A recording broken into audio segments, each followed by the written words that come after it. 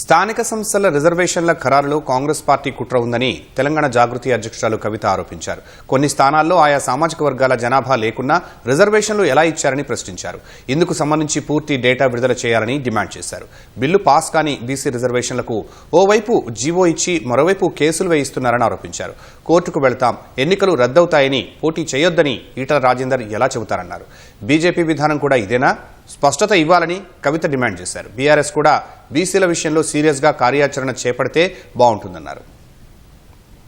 కామారెడ్డి జిల్లా నస్రులాబాద్ మండలంలో అంకోల్ గ్రామ పంచాయతీ ఎస్టీకి రిజర్వేషన్ ఒక్కడంటే ఒక్క ఎస్టీ ఓటర్ లేడా ఊర్లో.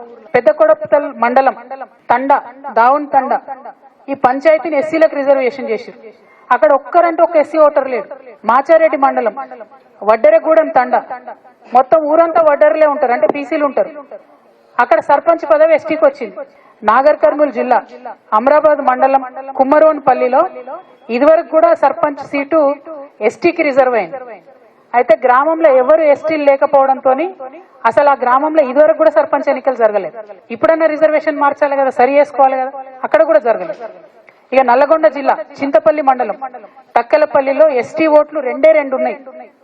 అక్కడ ఎంపీటీసీ స్థానాన్ని ఎస్టీకి ఇచ్చారు, ఇంకో 2 వార్డులను కూడా ఎస్టీకి ఇచ్చారు. ఇద్దరే ఉన్నారు, 3 ఎస్టీ రిజర్వేషన్లు ఇచ్చారు. డెఫినెట్ గా ఇందులో కాంగ్రెస్ పార్టీ కుట్ర ఉన్నది. వాళ్ళకి ఎక్కడ అడ్వాంటేజ్ ఉంటే ఏ కమ్యూనిటీకి ఇస్తే బెనిఫిట్ అనుకుంటే వాళ్ళు అట్లా ఇచ్చుకున్నారు. ఎందుకంటున్నాం ఈ మాట, ఈ విమర్శ ఎందుకు చేస్తున్నాం? ఎందుకంటే మీరు డేటా బయటికి ఇవ్వలేదు కాబట్టి చేస్తా ఉన్నాం.